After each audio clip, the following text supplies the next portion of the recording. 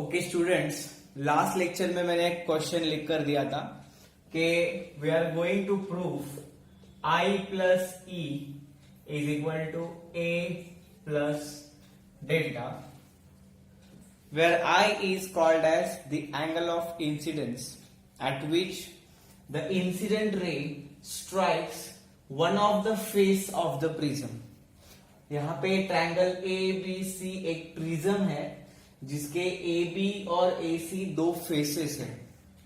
उसमें से एक फेस पर मतलब ए बी ये फेस पर P Q is a incident ray strike making an angle of incidence I with the normal drawn to the surface AB. So I have denoted here I.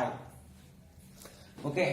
Then after refraction, PQ is the incident ray. After refraction, get refracted ray QR as we can see here, and again there will be one refraction. QR का refraction will be RS. तो यहां पे दो बार refraction होता है. Okay, one time it is an air medium और we can say one medium, तो let us say it is glass medium and again it is in air medium.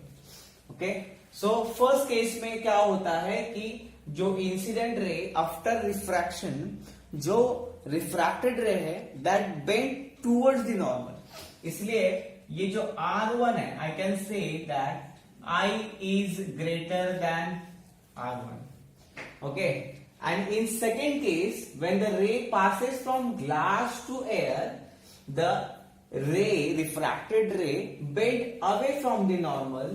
So in this case I can say that E is greater than R2. Okay, now what is R1 and R2? R1 and R2 are nothing but refracted ray.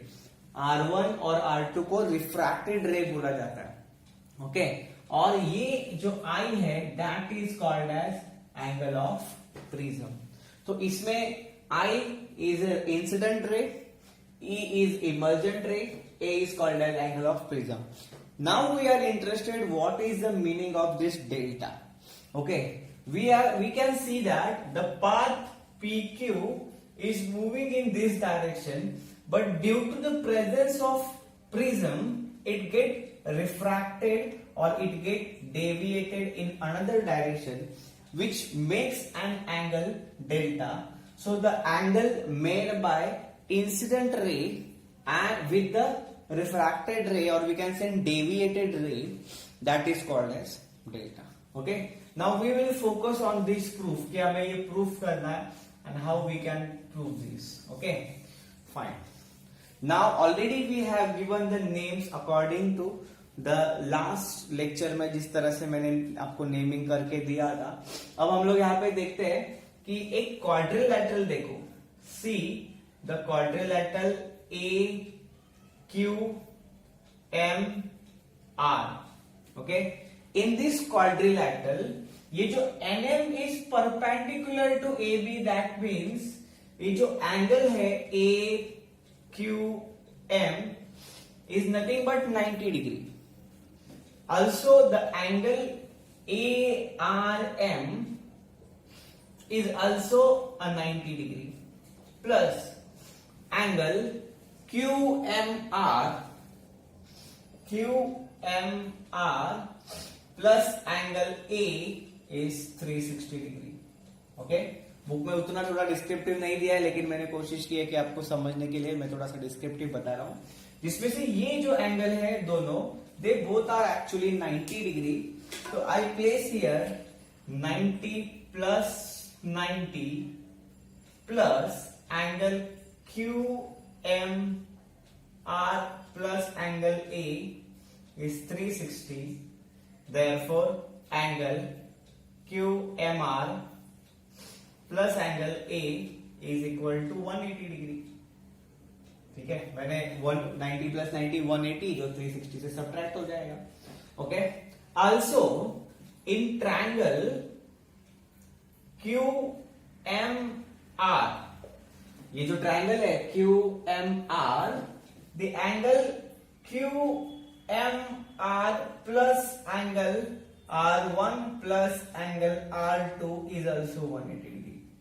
ये जो R1 और R2 मैंने denote किए हैं, दो refracted angles है both the faces के तरफ, दे बोथ आर एक्चुअली, उनका एडिशन QMRs के साथ कितना है 180, क्योंकि वो एक ट्रायंगल है, this angle plus this angle plus this angle. Okay, तो अगर आप इक्वेशन 1 एंड 2 को अगर आप देखोगे तो ये जो QMR और QMR both are constant, that's why I say angle A is equal to R1 plus angle R2।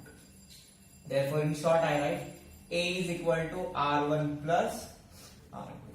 This is my first important equation that I get from the diagram. Okay, so what we do is you first note down this diagram, तो I guess आपने last lecture में बनाया है, आप इसको note down करो।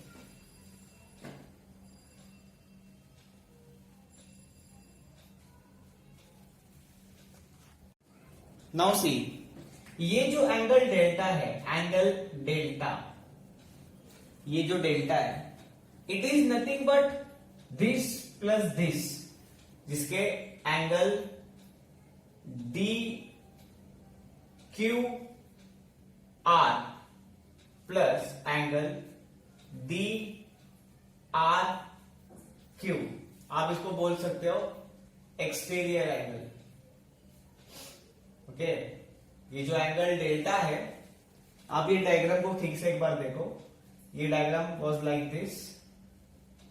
Okay, ये R1 है, ये R2 है।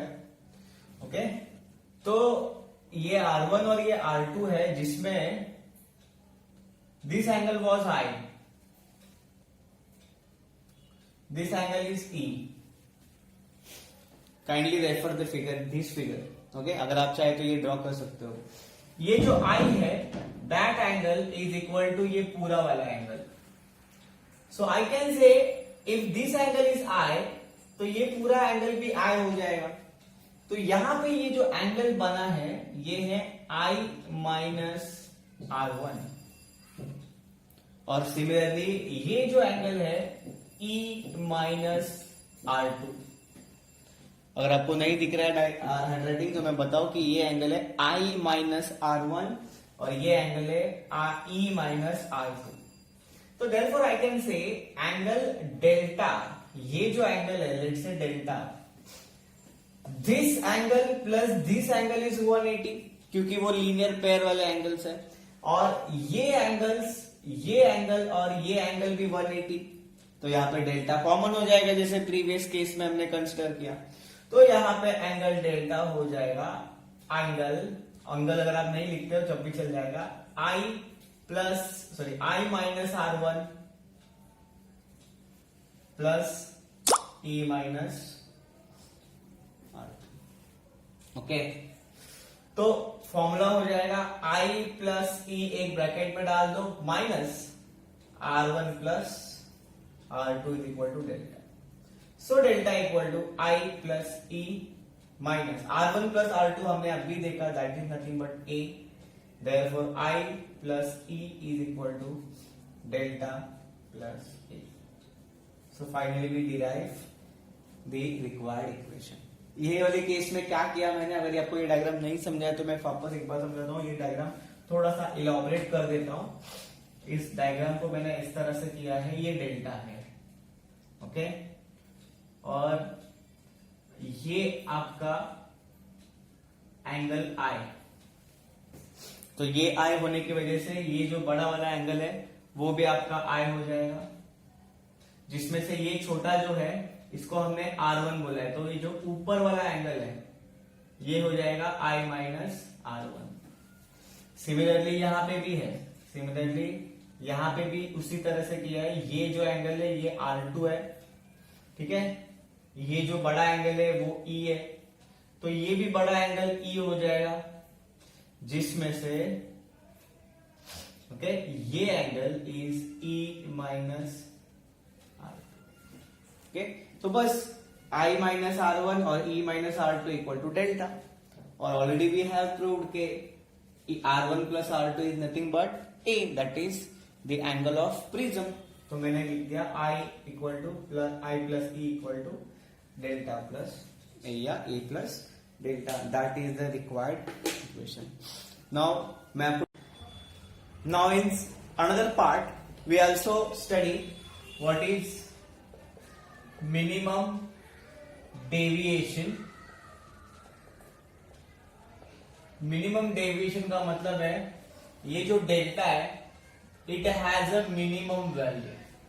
ओके, और उसके लिए या ये किस तरह से अपने दिमाग में आया कि when we plot an angle of incidence on x axis and the value of delta, respective values of delta for a particular value of I on a y-axis, we observe that when the value of I increases, the value of delta decreases.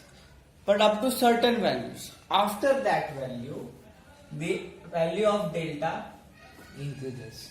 That means it is also noted that a particular value of delta, there are two different values of incidence. मतलब ये दो अलग अलग value of incidence के लिए आपको same value of delta मिलेगा. Okay, same value of आई, दो अलग अलग वैल्यू होंगे आई के, लेकिन आपको डेल्टा सेम मिलेगा. ये एक ऑब्जर्वेशन है. ऑल्सो इस तरह से ऑब्जर्व किया गया है कि ये जो कर्व है it is not a symmetrical, it is not a symmetrical parabola, but it has a less slope towards the right like this. Okay, so in this case at minimum deviation, that means delta is equal to delta m, we observe that I is equal to E. I is equal to E. इस तरह से observe किया गया. ठीक है, if we put this value of our previous equation that I plus E is equal to A plus delta. Okay, I will put delta की जगह पे delta M and also at this equation R1 plus R2 is equal to A.